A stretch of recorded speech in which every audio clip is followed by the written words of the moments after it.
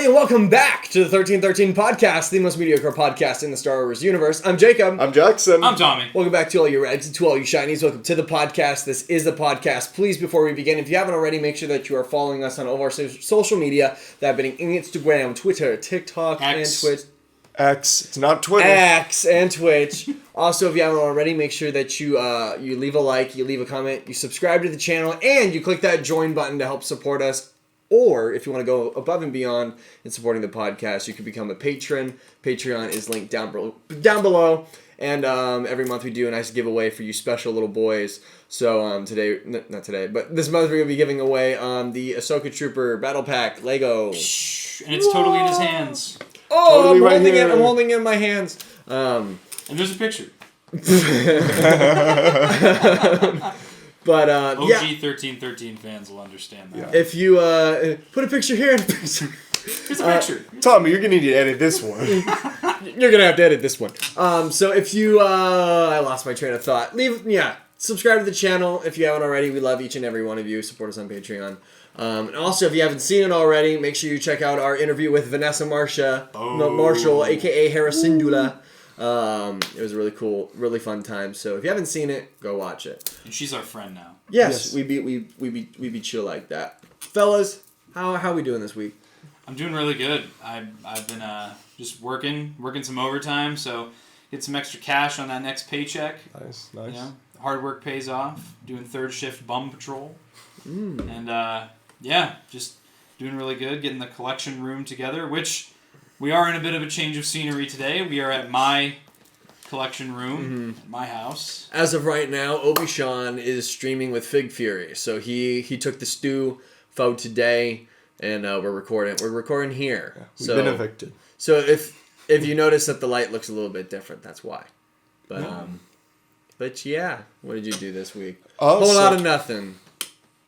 Thank you. So this week, today was our first day of school. This is going to be my last year of college. Super thankful for that. I've been selling some figures on the side on Mercari, and I would like to give a special shout out to the guy who bought a Tika from me and asked all of us to sign it. Yeah. You're not in our Discord. I don't know who you are, but I'm honored that you asked for the signatures because I thought that was funny. But please join the Discord. Did I sign that one? Yeah, you already signed that one. Oh. Join the Discord, talk to us, say hi somehow. But it was just funny to know that a fan out there wanted it signed by us. Yeah. I hope you enjoy our lit signatures. You guys also went to a Steelers game. We did. Yeah. That was fun. First NFL game. It was Steelers versus the Bills. Bills took that fat L. Like Buffalo deserves. Y'all get snow. Y'all keep taking L's. We got that fat W. It was a really fun game, and now I'm trying to go to a full season game because I had so much fun. Sweet. And then the day before, I met. We have a Dick's that just opened up in our area. Like they moved locations into like our mall. So they did like a promotion for the first 3 days that you can meet Jack Ham, Hines Ward, and Jerome Bettis, 3 very prolific Steelers players. And they were all on different days. Of course, Hines Ward was the day that we were watching the game, and then there was no chance that Jerome Bettis, aka Bus. But I did meet Jack Ham. Me and my dad went and met him. My dad had his rookie year Steelers card. And he got that signed, and if that was PSA Gem Mint graded, that's a $4,500 card. So You're kidding. But it's not a Gem Mint tag. So it's like for in the quality that it is unminted, it's about $70, but signed the price probably goes up on it, especially when the dude dies because he looked a little old. But he's got one foot in the grave and the other on a banana peel. But no, that was super cool to meet him. And yeah, I also started school this Monday. So I've been doing that. This semester looks to be kind of easy. I got to drop my history class. The dude is already a wackadoo. How's he wackadoo, Jacob? He's racist towards white people. Oh. So it was a weird first class. So I'm getting out of there. Yeah, it's not worth it if you're gonna be miserable. Yeah, and plus he doesn't teach. He just he's like, you're gonna read the book, and then we're gonna have discussions every class, and I'm gonna sit back, and you're gonna have no exams and no homework. You just have to read the book, and then we'll discuss in class. Unless I have to give you exams because you guys aren't discussing well. It's like, oh, so you just want us to teach ourselves and do everything, and you don't want to do anything. Cool. I dropped a college class once. It was like a Spanish class, and on syllabus day, the professor called me out for looking out the window. She told me that I should be focusing on class and not at what's going on outside. So I, the very next day, came to her office and said, I dropped your class. Good life. So I totally get that. It has been weird, though, seeing, like, you guys are back at school now. And you're not. I'm not. That was strange. It was a weird feeling. I mean, I like it in the sense that I don't have to be in school, but it was still weird. Like, I felt like I was waiting for that sense of routine to come back, and it didn't. So Yeah, I'm at the point, just because it's my final year, that nothing else matters. Typically, like, the day before I would go to class, I would download all the syllabi on my computer. I would read them all before class. And this year, I just didn't. I just showed up first day, and I was like, all right, let's just get through this. It's the last year. I don't really care that much anymore. Senior classes really don't matter that much either. They literally don't. I already have, after this semester, I'll have enough credits to graduate, but I still need to go through my spring semester for my scholarship, which is annoying. And it is what it is, but... You take dumb classes then. Exactly. Yeah. I'll fill all my requirements so that I'm just going to take level 100 class. It could... That would be interesting. Here's something interesting that happened today. I was in my drawing class, and we went over, like, the first half of class was syllabus stuff. Is it about drawing? Yeah. I'm really surprised that you guessed that. But we're going over everything, and then at one point, because we're sitting the entire class, and then it's Malcolm, if you guys remember. Oh, yeah. Talk about Malcolm again. But okay, here's the thing though, because Malcolm was like, he was a hardball last year. I had him first semester, but now that I got him back, he remembers me, and he's like totally chill. So he's just chill like that. He's cool with me now. But so he has us all stand up. We're doing some stuff on the board, and this girl straight passes out. Standing up, and she, like, it's a studio, so the studio is basically just it's a glorified basement with walls. So, and there's a dresser right there, and she goes, ooh, boom, and hits her head on the dresser. So everybody's just like, oh my gosh, and Malcolm in his very funny way was just, oh shit. And everybody's freaking out, and there's somebody, they're like, he's like, oh, somebody call 911. So, of course, everybody does the thing when somebody says call 911, and they assume somebody else will do it. So I look at my friend, because I'm like, okay, I've been through the song and dance before at Sarah's. I've had people pass out on me, so I'm like, I just gonna go through the motion. So I'm going up to the girl, because she's like flat. So I take my hoodie off, I prop her head up so it's not on concrete, and I put her legs up so she's like, her knees are above her heart. Yeah.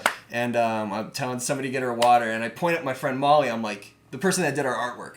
I'm like, you call the police right now while I'm like getting this girl situated. And I'm doing this, and I look over, and she's freaking out, and she's just holding her phone to me, like to make the call. And I'm like, so I call Eric. You called Eric? I called buddy Eric that I know that works at the school. I'm like, hey, I need you to like come over here now. He's like, okay, call this number. So I called them. It's an EMT line, and they just within like a minute and a half they show up. Dang. And the EMT, she wakes up at this point, but it was so freaky because when she passed out, her eyes were still open, so she's just laying on the ground like. That's she's my AFK. People thought she was connected to the other server. People thought she was dead for a minute. And then it was so funny because Malcolm had everybody clear out of the class, and he's pacing around like all stressed out, I can tell. And before he left last class, he was like, I'm going to let you guys all go early because I want to go paint a landscape. So, what? Because he's a painter. Well, yeah. So I could see him stressed out, so I just go up to him like, so how'd the painting go last time? He's like, oh, it was actually great. And yeah, de-stressed him. So Is this the Malcolm redemption arc? This is the Malcolm redemption arc. Because, okay, last year was when the selfie series came out, and I got one, and I brought it to class with me. He told you it looked bad. Yeah. Well, because he was like, this is stupid. And then like 4 weeks later, he's like, my brother would actually love that. Can you show me how to do it? So I showed him, and then he forgot. So, like, the first thing he said to me in class, he's like, you gotta come to my office and, like, show me how to do that again. Because I gotta figure it out. So That's so funny. So he was like, first he was like, that's stupid. And now he's like, I need to buy one. So, very That's cool. fun. So that's my story from today. That's pretty much the only interesting thing that happened. Sweet. Yeah. Dang. Yeah. Nothing Also, I was scrolling on TikTok today. This is some Star Wars news. I finally found the Andor Season 2 leak trailer. No. Did you? I didn't get I to did. see What do it you yet. think? You gotta show me. I'll show you guys when we're done recording. It looks mint. It looks like it has a whole lot heavier to deal with. Cyril is in it a lot in the trailer. So it seems like we're gonna see a lot more of his story progress. But no, that'll be exciting. I can't wait for Thrawn to show up in it. No. He could. You're getting him in one show. Stop asking. I need him for in everything. Every show. I need him in everything. Acolyte's gonna come and he's gonna be like, where are the Chiss? Where are they? Speaking of Thrawn, Ahsoka finally came out. We got the first 2 episodes, and they were absolutely fantastic. The best Star Wars we've had since The Mandalorian released, in my opinion. We had since Andor. Since we had all 3 of us, both of our fathers, and then my brother. We all watched it together yesterday, and that was a super fun experience to watch it as a group with a bunch of Star Wars fans who all just get it at the same level. There were several times where we all kind of jerked over to look at each other, and we'd all what? Huh? Spoiler awesome. warning, by the way. Total spoilers, by the way. Like when Morgan Elsbeth was like, Night Sister, that is me, and then we all... we were like, Or when Sabine just straight up gets stabbed. That part was funny for me because in my inner monologue while she's fighting Sheen, I'm like, oh, she's gonna, and it'll be a fight and they'll take the map, whatever. yeah. And then she gets stabbed, and I was like, too. I was like, no, Sabine! I was literally just thinking, I was like, man, she got mad plot armor. She gonna be fine. Oh. and that was awesome. Like that, again, I expected that the bad guys would get the map and get away. Mm-hmm. But I did not expect her to get injured like that. Yeah. Yeah, I agree with Jackson, though. I think that I have not been this excited coming off of watching something Star Wars than I was the night that I watched the Mando Season 1 premiere and saw that, Grogu reveal for the very first time. And, coming off of that, and, I left your guys' house last night and I was telling you guys, I was like, I need to watch this again. Yes. I got to watch it again today, and I'm like, I feel just as excited about it, if not better.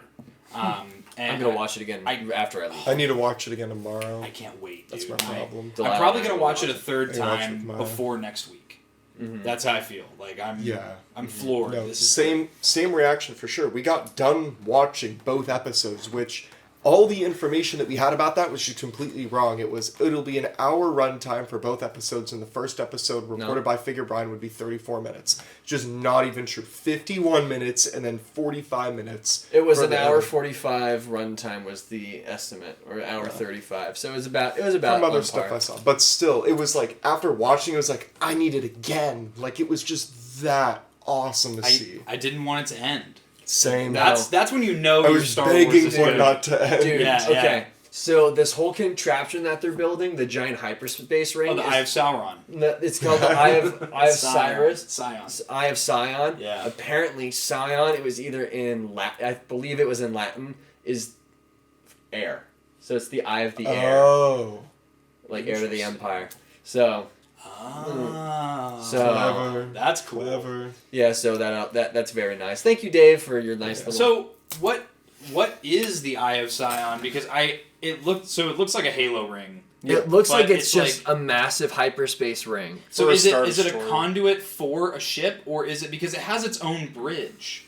I believe it's going to be a conduit for a ship, or it's going to Okay. be its own ship, because their whole thing is they need this machine in order to get to this new galaxy. Right. That it seems like it's not going to be the Ascendancy because in the when they put the map on the rock and then it's pointing at like where to go, and then they're like, oh, it was like something with a P, and they're like, oh, ancient Jedi sang about that, Joan, and they're like, oh, legends are based off some form of truth, my guy. Not to mention, I know all 6 of us that watched it together last night.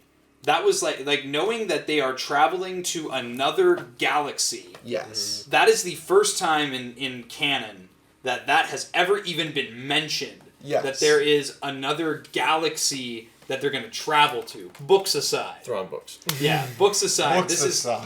And not only just one, but all of these other galaxies that they can travel to. That to me was just. They said, how about we get some more story? Yeah, they're opening a whole new can of worms with that. I'm here for it. Yeah, so the plot setup is crazy. Dave is writing some crazy stuff. Putting his felicity into this one. He put the whole felicity into the pen is on fire as it's writing on the paper, dude. Bro. I am just. But that intro crawl was. The intro crawl was wild. Bringing back the crawl was a really good choice. And having it vertically instead of almost at an angle as well. Yeah. Good for the show. The font took me out of the experience. Dude. Let me just.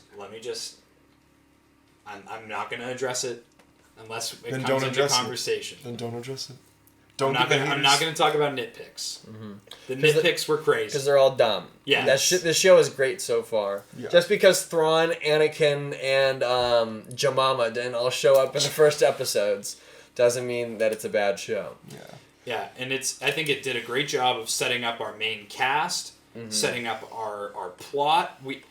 Dude, I said this before the show came out, and I feel like I'm doubling down on this statement now. Okay. Baylan and Sheen are the coolest Star Wars villains that I have seen since Kylo Ren was shown in the Force Awakens trailer. I have not been this invested in a Star Wars villain since 2015 when Kylo Ren showed up. Mm-hmm. They're crazy cool. Well, because I like Moff Gideon's a little bit of a meme at this point, so it's like it's hard to see him as a threat. And then the people in Andor, it was just like miscellaneous bad guys. Moff Gideon was cool, but like the thing about Moff Gideon was that I didn't care about him. I didn't even know about him before Mando came out. Mm-hmm. With these guys, it was like, oh, they looked cool in the trailers, and then I actually got that payoff of that good feeling, you know, when the show came out. Yeah, that they weren't like cruddy villains either. Yeah, dude. Mm-hmm. I definitely feel like Sheen is her name. Yeah. I feel like if I had to make a prediction for something, well, besides that, dude, I feel like she's not totally subscribed to this whole idea of this new arrival of Thrawn into the Empire, and I feel like she fears for the change that will come, and part of my theory for this is in the whole Sabine incident where she stabs her. My theory in this is that she stabbed Sabine in a non-vital area to essentially just get her out of the action for that period of time, but not completely take her out, because she wants to see what Hera, Ahsoka, and Sabine are really doing and why they're fighting for what they're fighting for versus what she's trying to defend and bring back. Because I feel like she's extremely uncertain, because she's always asking Baylan, like, well, why about this? Like, what happens in this new order? And she never seems content with the answers she's given. Personally, I don't want her to be a good guy. I do not want I want her to be a good guy, man. I don't, because Make her a Jedi. Oh, because then guess what? We got Reva again. A conflicted Sith user that changes their viewpoint by the hero at the end of the series. Are you kidding me, Jackson? Jedi do the same thing, bro. I think this is more of I don't think they want to be good guys. I think they're just mercenaries. They are, yeah. And I think that they value the Force wielders over other people. Like, they're kind of elitist in that way. That, like, because Baylan even says to Morgan at the end of the second episode, he's like, killing Ahsoka would be a shame because, like, there's so few Jedi left. Exactly. You know? And that's his only concern, you know? And Dude, and like as I'm talking about this show, I'm thinking of 10 other things that like pop That's into my what I head, and I'm mean. like, oh, that was cool, and that was neat. And that like, was cool. But guys, What did you... we gotta talk about Ezra.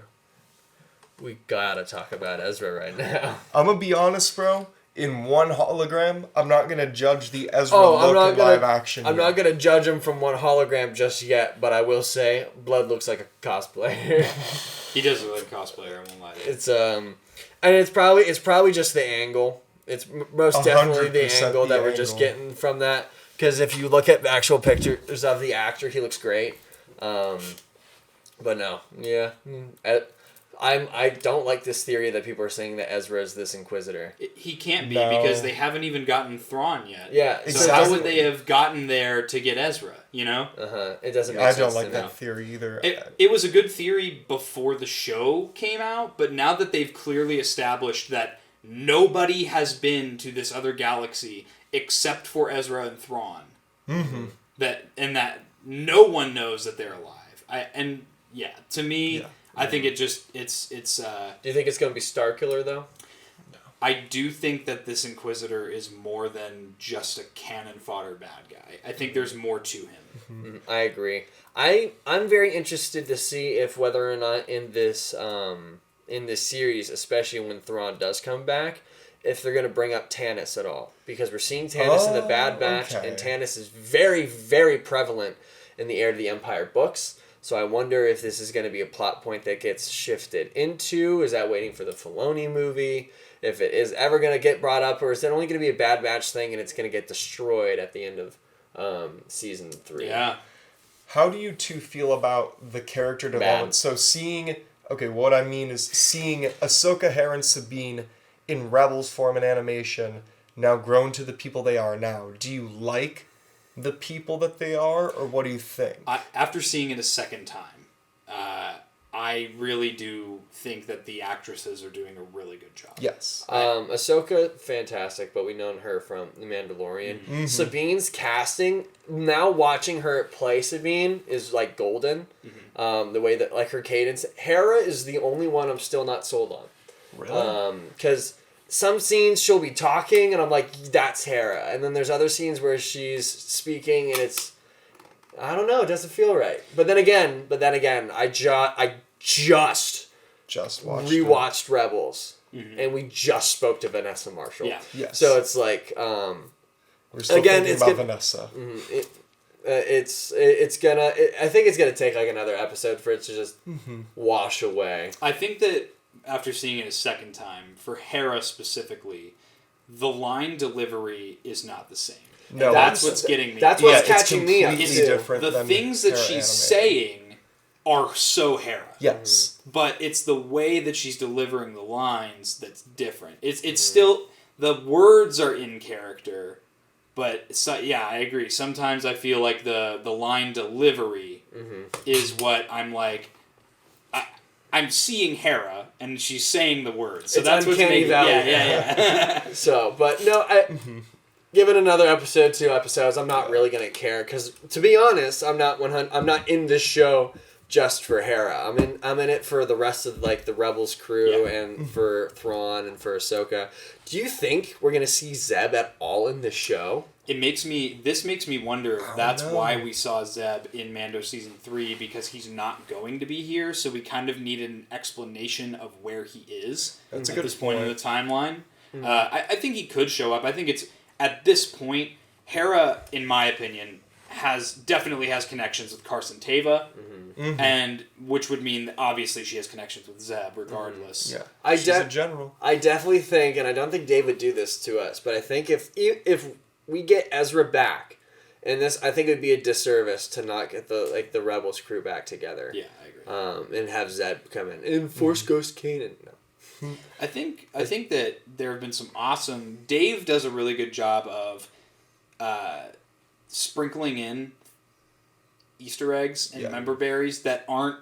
Guys, and remember this, and remember this from this old Star Wars project. It's like you watch it and then you point it out, but it's not taking away. Like, there are several shot for shot duplicates in this first 2 episodes alone that come from other Star Wars projects.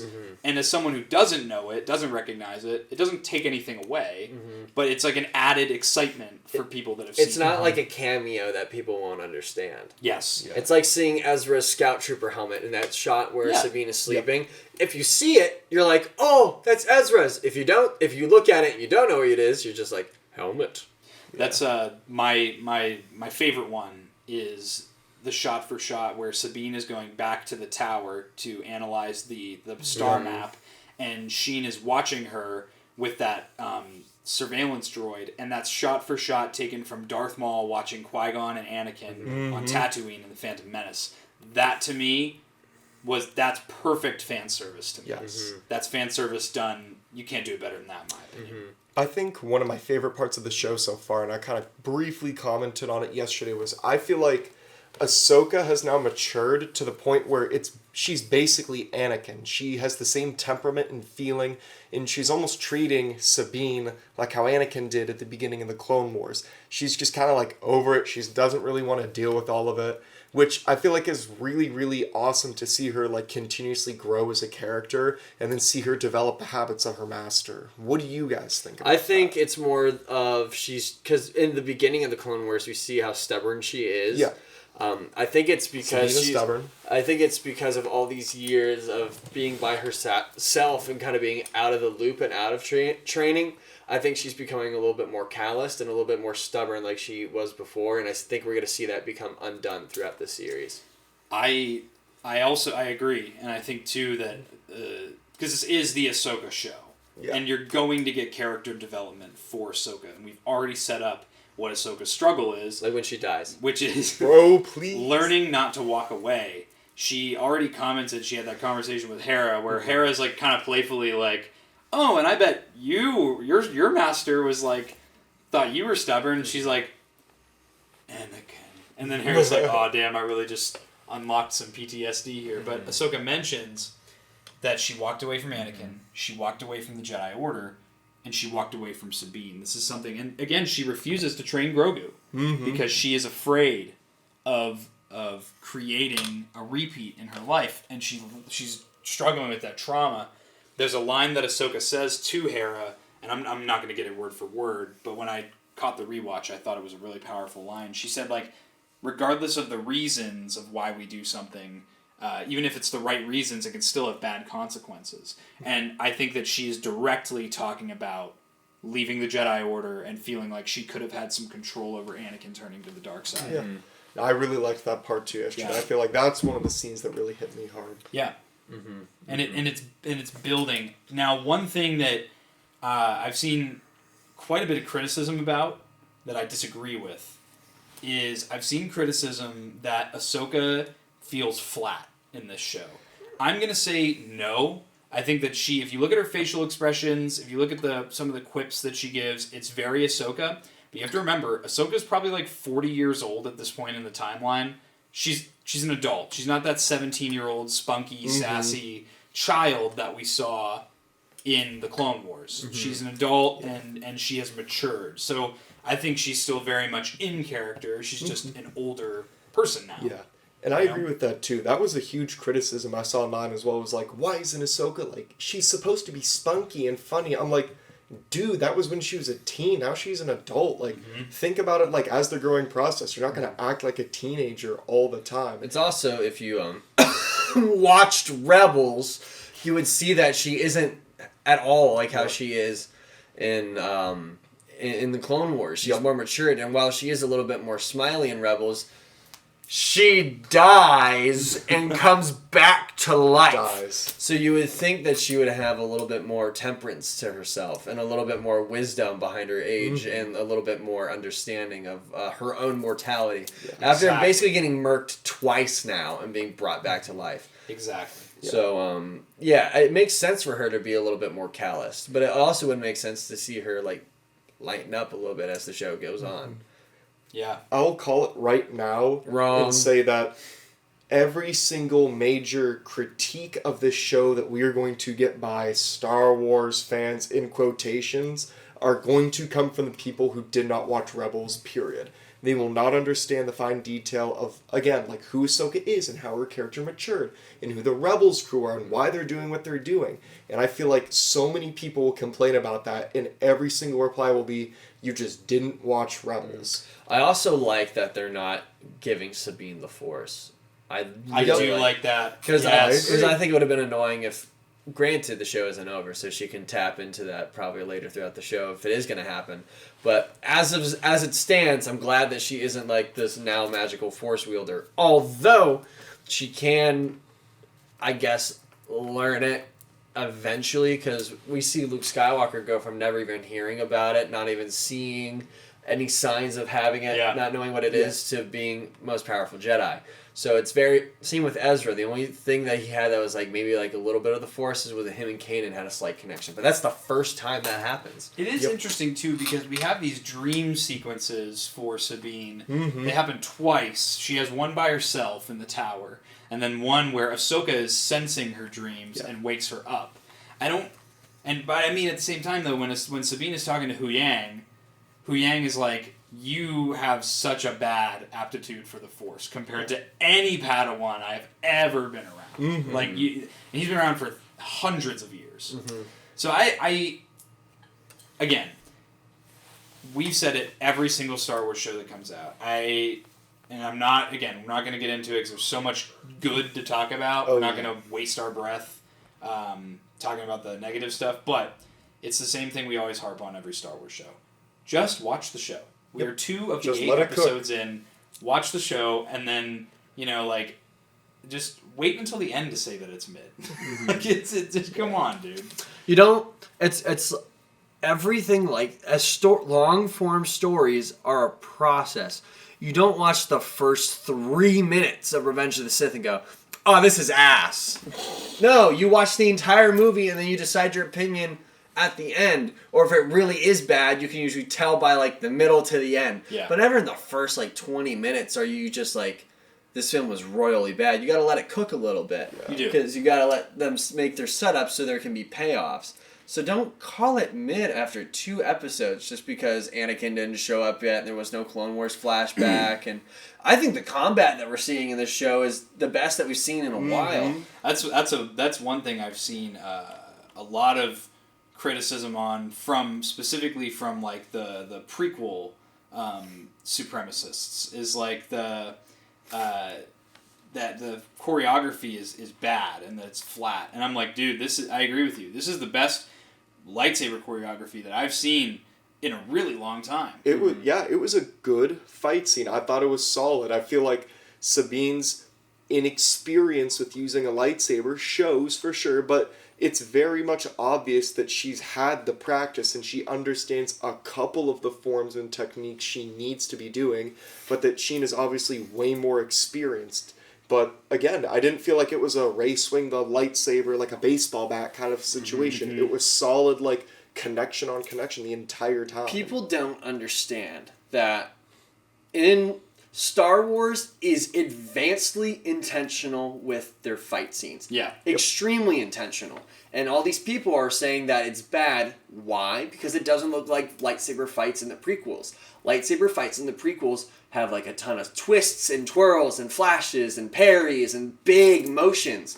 Why? Because the Jedi are above and beyond overconfident in themselves that they let the Sith rise up and take over right under their noses. It's a display of how overconfident they are, and it's a big reason as to their own downfall. That's why we see in things like this fight scene, the fight scenes that we're seeing with Ahsoka, although she was trained in that style, she's more humble, she's more experienced, and she's lived to the other side of the Jedi's downfall, so she's intentional. Same thing with Obi-Wan in Rebels. He's intentional in that fight scene and sets up everything and is able to execute immediately what he needs to get done, sees right through Maul's smoke and mirrors, and can kill him in one strike because they are now humbled to the fact that they were not almighty and not all-powerful and untouchable.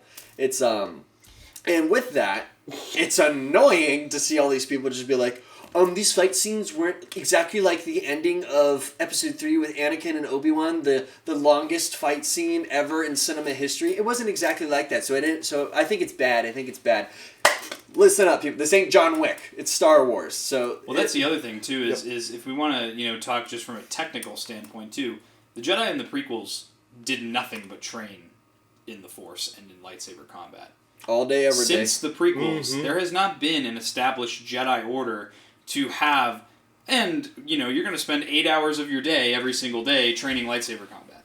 That's just not a thing anymore. So it does also make sense from a more technical, worldly standpoint, as well as from a story standpoint. But again, like Ahsoka kicks ass. She does. Yep. I did also see this is just one that I thought was funny. I saw somebody say yesterday online, I could film something better in my backyard. And I just was like, then do it. I would love to see it. Exactly. But yeah, it's just, again, it's all the stupid. And I think we've spent so much of our time on this podcast defending Star Wars stuff that I've just gotten to the point where I'm like I'm going to make fun of the stupid stuff, but I'm not going to sit here and defend it because then that gives those stupid arguments value. You know? It's just dumb. It is. If you think that you can honestly film something in your backyard and have it be better, it was like 2 hours. It took Connor and I to film that, and a couple days for me to edit that. And the Clash. And 3 hours of choreography training and just getting that all set up, and it's all right at best. I'm still hyper proud of it, and I'm super happy with how it came out. But I'm never gonna put it on the level as like a Lucasfilm production fight scene. At least not yet. I'm not that good.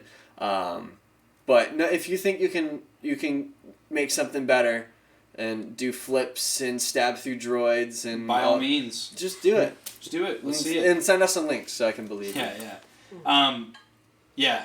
Aside from that, another big plot point that I want to talk about in the show is I buy the First Order coming to power now. Like, I was already kind of buying it from Mando Season 3 and some of the other stuff we've seen recently.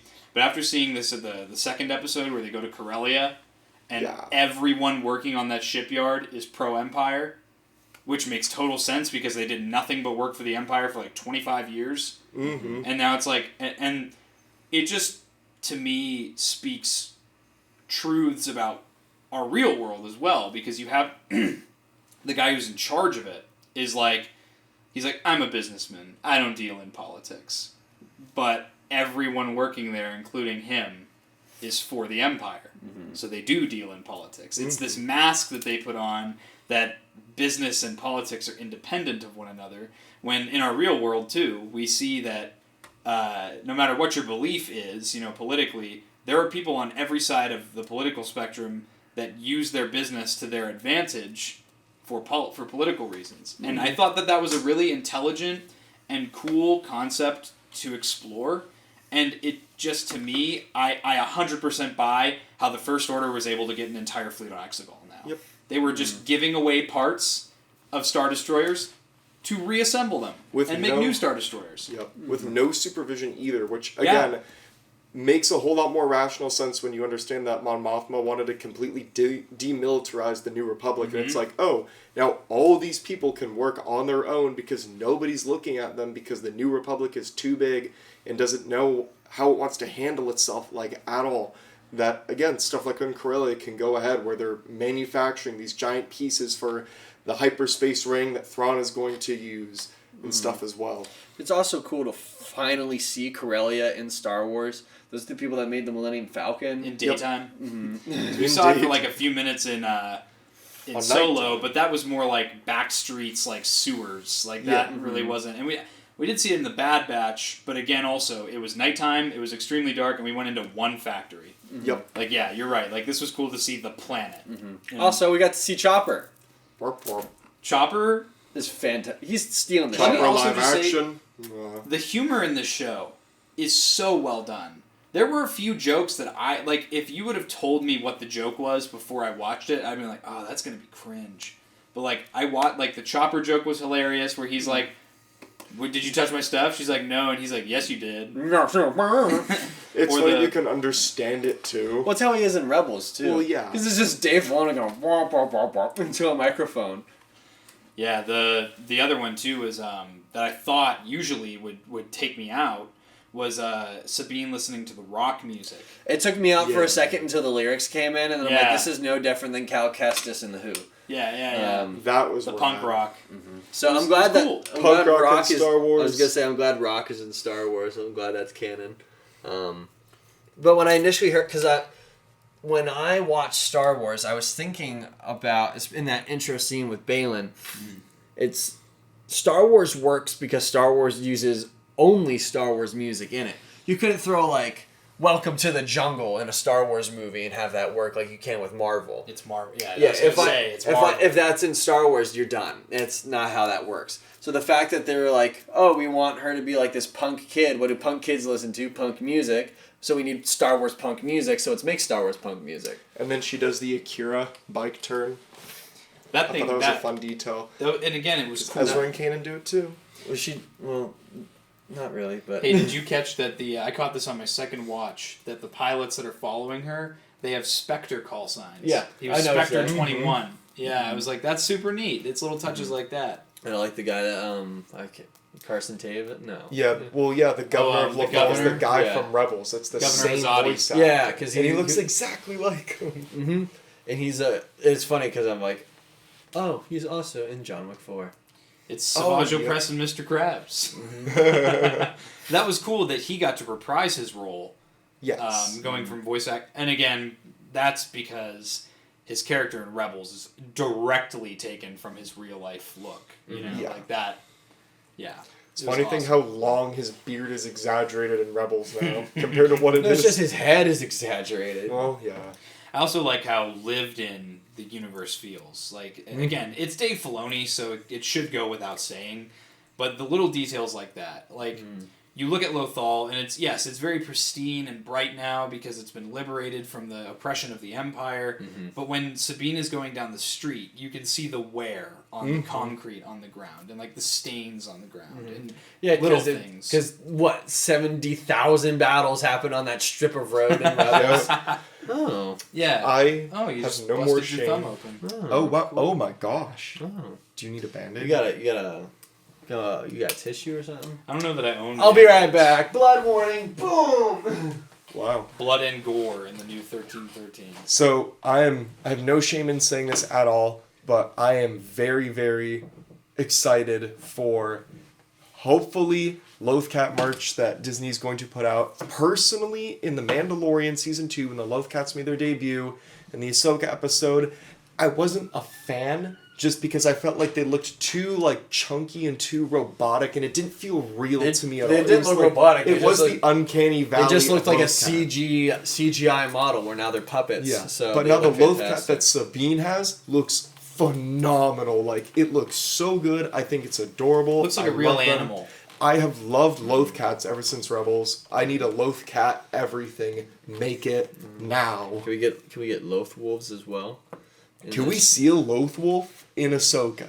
That would be dope. Oh, if we saw the Doom Wolf, bro. If we had Ezra come back to Lothal after being gone for so long, and then you see the Lothwolf of Kanan's spirit, that'd be dope. He's like, sup. I would cry, bro. I would like that. I would like that a lot. That would be perfect. I like that this show is like everything. It's like you have like Night Sisters, Jedi, Sith. Mm-hmm. You have like mercenaries. You have people on all sides. Mm-hmm. You have the Empire, the rebellion. This show literally ties everything together because now you got OT stuff, you got Rebel stuff, you got Clone Wars stuff, you have Legends stuff. It's basically hitting all the marks, and it's leading into the sequels. So mint. Ahsoka. Already, we're a quarter of the way through the show, and I can already say it's a love letter to Star Wars. I don't like that.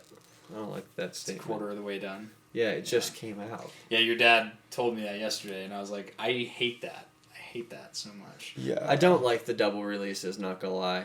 But I also would have been mad if they left us on Sabine getting stabbed. Yeah, that would have been. Sabine had a really good conversation with Hu Yang after she. Got stabbed. Y'all rocking with Hu Yang? Dude, It was awesome. It's one of those little things. Like, that's a character from the Clone Wars.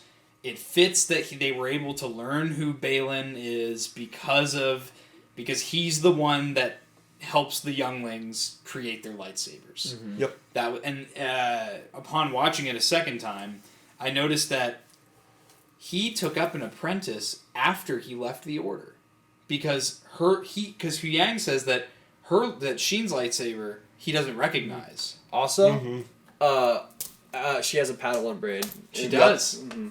Master and apprentice, there can only be two. Yeah. But then, that's the weird thing. I feel like there is such a deep connection, though, with Baylan and Sheen.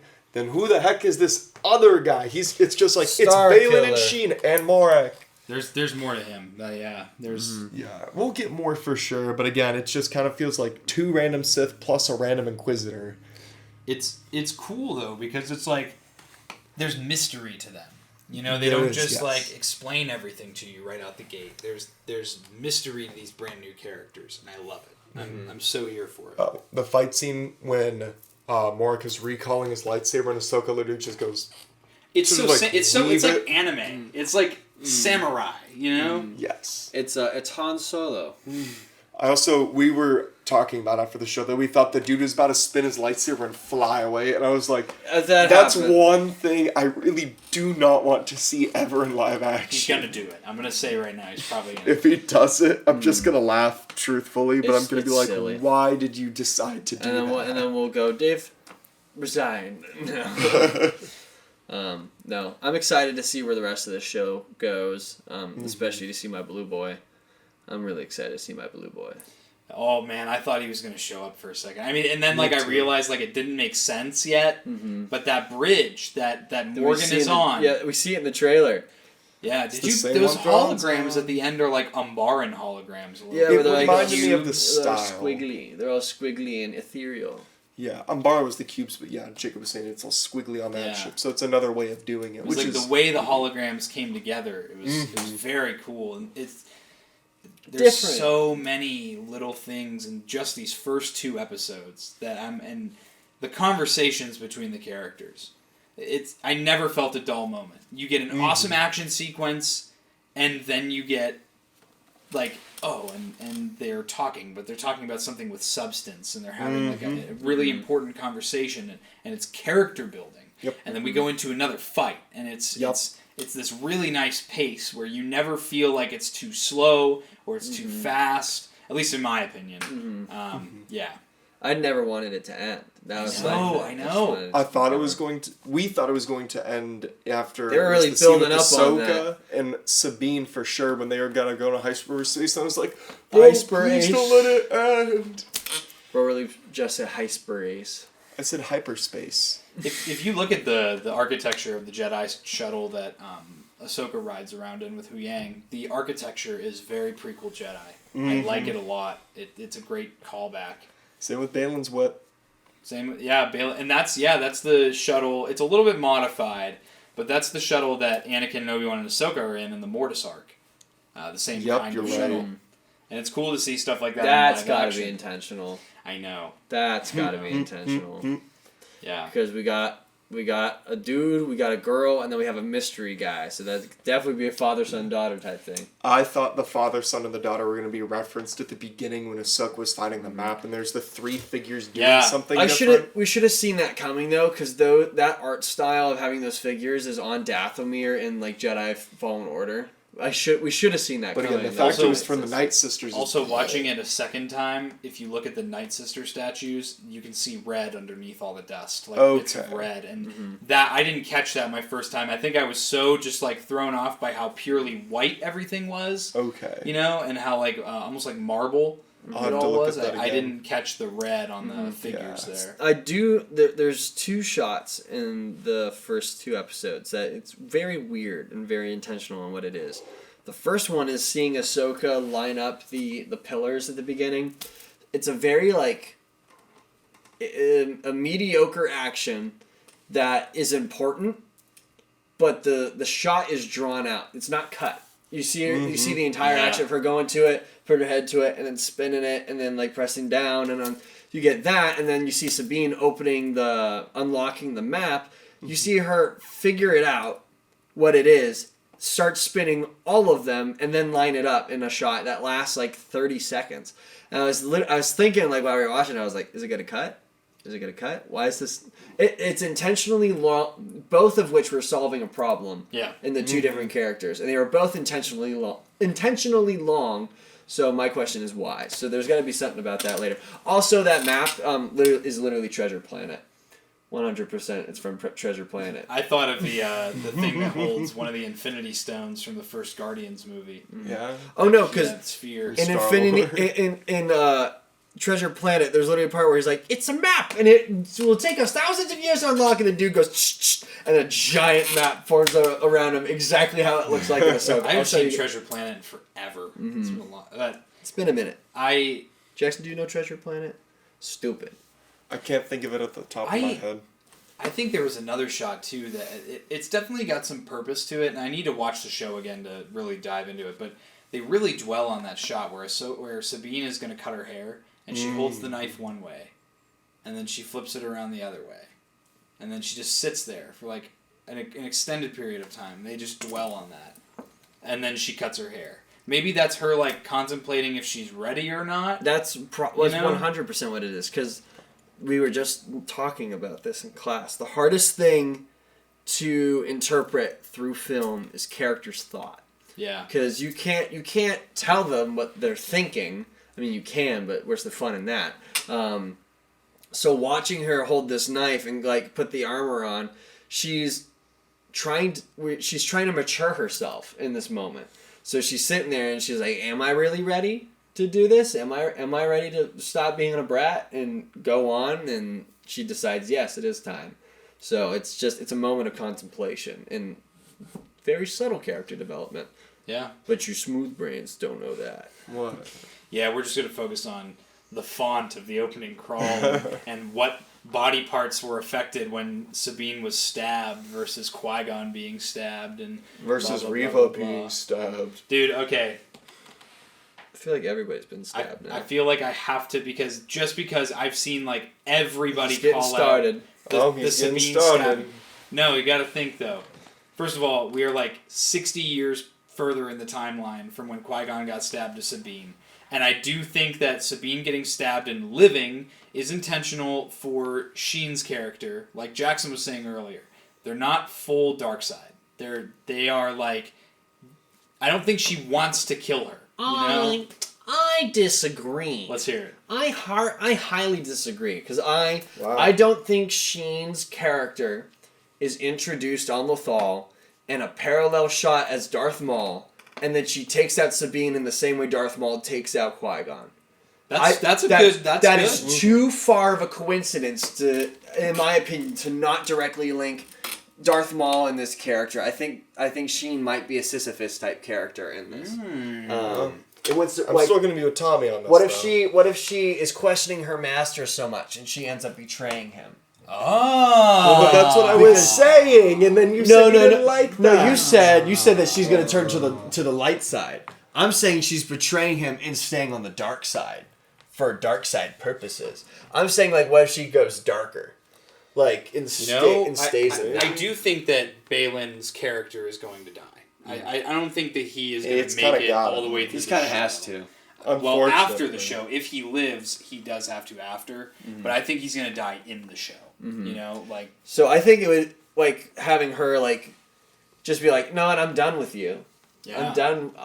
Because we've seen that with the Rule of Two and multiple times. Mm-hmm. Palpatine killed his master, and Sheen really hates the idea of like being under people. Like she doesn't like being told what to do by Morgan. She doesn't like that they're going to find Thrawn and he's going to be in charge. Mm-hmm. You know, it's that lust for power. I do agree. Yeah, she looks annoyed when Balin tells her to go do all these things. So, she doesn't seem like content at all. So I don't think she's going to turn to the light side. I think she's going to go further dark. And I think that is 100% alluded to in these Darth Maul shots that we're seeing. That's a really good way to put it. Yeah. I like that. I like that more than I like her turning to the light side. Because if we get another female Sith user that is turned to the light side at the very end in like oh, I've been redeemed by the good guy. It's like, wow. Like Reva again. It's like Darth Vader and Reva all over again. Now, and yeah, it's a good arc.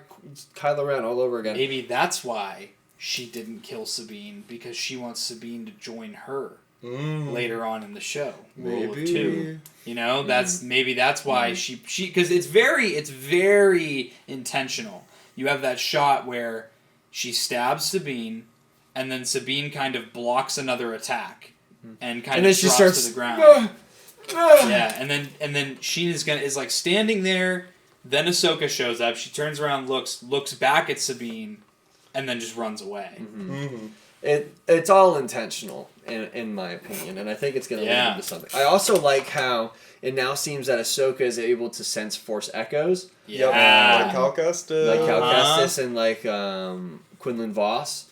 It's a cool thing to her, or whether or not it's just a way of storytelling and she's not really sensing a Force echo, but I don't think they're going to go through and have like all these sound effects play of like previous battles and things that are going on in people's heads to have her not know what's going on, unless it's just a way to explain to the audience what's going on inside her head.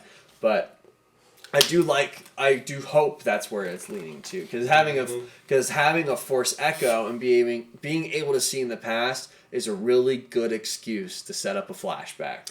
And that's another thing that I really like about this this show is that I totally lost my train of thought. Forget it.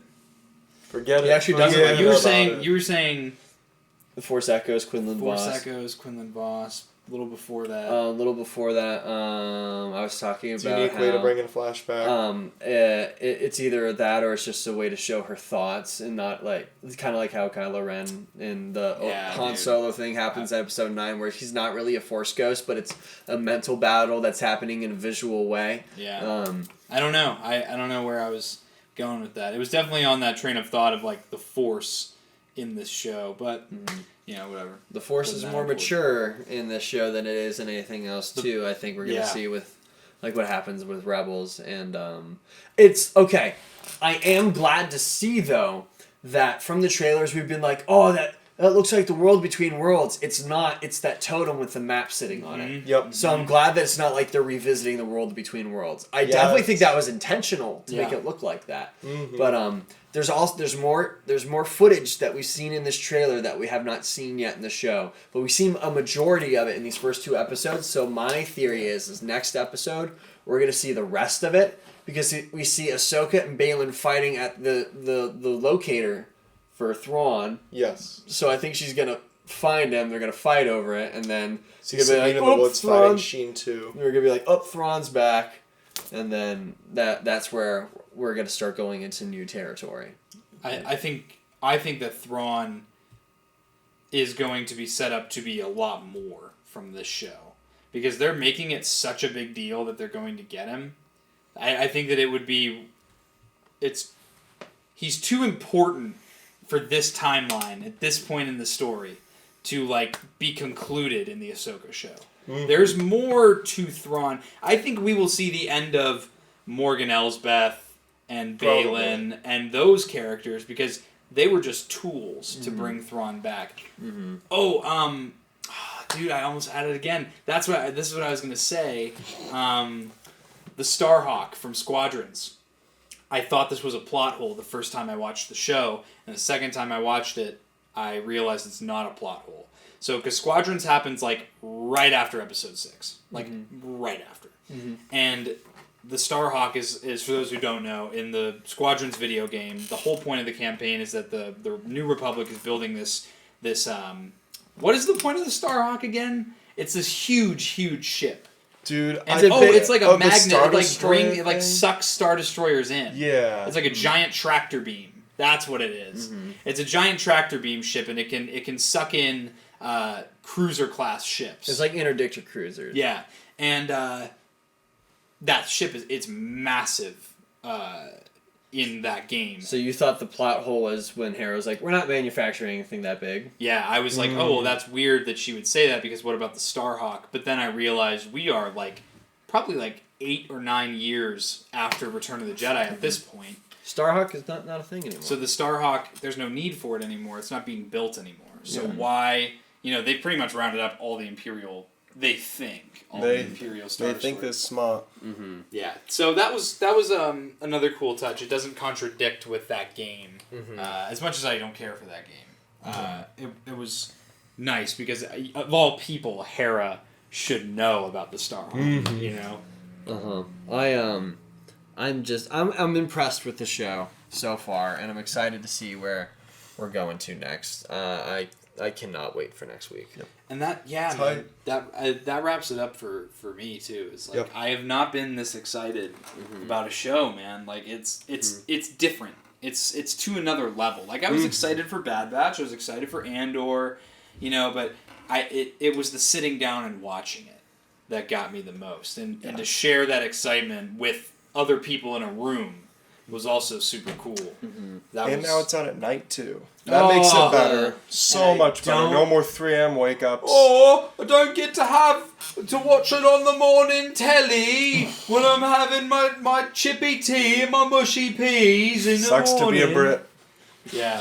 Sorry guys, but the Star Wars audience in America is just like monumentally larger. Superior. So I mean, I'm really happy that the show is not only coming out. It honestly works better for our recording schedule that it comes out on Tuesdays instead of Wednesdays. And it's also just really cool that I can just watch it before bed now. Instead of having to wake up. All they have to do is move it back to Fridays, and then it's perfect. That's just put it to Friday Disney Plus night. releases movies on Fridays now. Yeah, all the movies that you put in theaters. All the movies. Dude. And speaking of things to be excited about, we got 6 more days until Dial of Destiny is released on digital. Thank you guys so much for watching this episode of the 1313 podcast. If you liked it, leave a like, leave a comment, subscribe, join the channel membership to help support us. Also, Patreon. Also, all social media linked down below. And if you haven't already, please check out all the looth of reviews that just came out and our interview with Vanessa Marshall. We appreciate each and every one of you. Watch Ahsoka. Love Ahsoka. May the Force be with you. We see you guys next week. See y'all. Bye!